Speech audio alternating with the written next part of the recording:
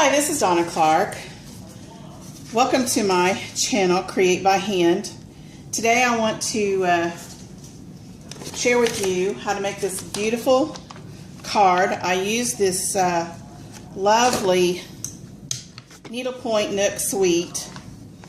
I got the bundle where if you buy the stamps and the dies together, you get a 10% discount. And I also picked up this beautiful paper. Just gorgeous. I want you to see all the card samples that they've given us. This is 12 by 12 paper. So that's in the 2019 Occasions catalog. Expires June 3rd. But if you buy it now before March 31st, you'll get an opportunity to pick up this beautiful ribbon combo pack, Organdy ribbon combo pack, free. Absolutely free. There's 5 yards on each bolt. That's a lot of ribbon. Look at those beautiful colors. Beautiful, beautiful. Today we're going to use the Balmy blue. I just love that. Isn't that gorgeous? And before we get started, I wanted to kind of show you a technique that I learned years ago when you want to make a bow on a card. Sometimes trying to make a bow and putting it on paper, and the paper's delicate and you don't want to, harm your paper in any way. Sometimes it's easier just to use this ribbon pack, or excuse me, stamp pad, and just make your bow like you normally would. You could do the bunny ears or however you normally make your bow, and just nothing difficult or fancy. Before I pull that off, I'm gonna straighten out my angles here. Almost cut my finger there. I like angles on my ribbon, so I'm just gonna pull that off. Yep, see, that's on there good. That's not going anywhere. I'm just going to hold my bow, my ribbon, excuse me, where my knot is on my bow. Snip that. Whoa, look at that. Okay, well, that's good. That's tight. That's not going anywhere. That's a pretty bow. Now I'll be ready to put that on my rich Razzleberry cardstock that I've adhered, this gorgeous designer paper. Now, as I said, this paper is 12 by 12, and I've cut all my pieces of this in 3 by 4. Yep, 3 by 4. So you can do the math, figure out how many I'll be able to make, how many cards I'll be able to make with this piece. And then I cut my rich Razzleberry at 4 1/2. That's not correct. 4 1/4 by 3 1/4. Let's just double check that.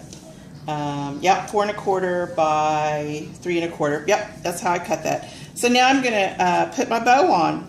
Isn't that gorgeous? Just love that bow and ribbon. So I'm gonna just lay a little bit of adhesive there just to let my ribbon sit there for now until I'm ready to put my card together. But isn't that gorgeous? Boom, done. That wasn't hard at all, was it? Super simple. So we're going to put this on our crushed curry. But before we do, I want to put this gorgeous, I don't know if you saw in my card sample, this gorgeous needlepoint stitching on it. Isn't that neat? I mean, there's just so many pieces to this. Well, that came in the die set, and look at this. Isn't that gorgeous? It's just got a lot of patterns on there that I know some ladies can make with their sewing machines, but I definitely am not that talented, and I'm so glad that it comes in this die set. So I'm going to pull my Big Shot in here real quick and just show you how to achieve that. Pretty simple. Just I kind of decided I wanted this part of it showing on my card up here at the top, because the rest of that's going to get covered up with that beautiful focal point that we made with the blue, balmy blue ribbon. Isn't that gorgeous? So we're just going to put that through our Big Shot. And I'm going to do it one more time because I also want to get that part of the card stitched. I don't know how else to describe that. That's what it reminds me of. I know some of these ladies are really talented to do that with their sewing machines, but I'm not. Thank goodness Stampin' Up took care of that for me. So we'll get the big shot out of the way. I just wanted to show you how super simple that was to do. And just pull that right up, and there's that gorgeous stitching. Isn't that beautiful? I also used one of the other dies in the set to cut out my my sentiment that we'll get to here in a minute for my sentiment. But now we're just ready to adhere this on, and I just used some more snail. I didn't pop it. You could have popped it with some dimensionals, but I'm going to pop my sentiment, so I decided I didn't need anything else popped but my sentiment. I'm just going to set that in the center. That's ready for my Whisper White card base. And I'm going to stamp this sentiment with Rich Razzleberry because I can. And I tried white, Whisper White. I cut one out, Whisper White.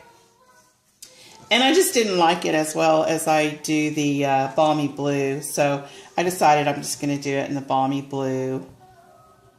So I just tap, tap, tap. Don't need to smush this in very hard. Just kind of get it in the center there. I think I got that a little crooked. But anyway, it works. It works. Isn't that cute? Cute, cute, cute. So I am going to use a couple dimensionals on the back of this to adhere this. I just want to get it popped a little bit. Actually, I'm going to use 3. I think I said 2, but I like that center to be propped up too. I don't want it to cave in. So we'll just put that right there on our focal point.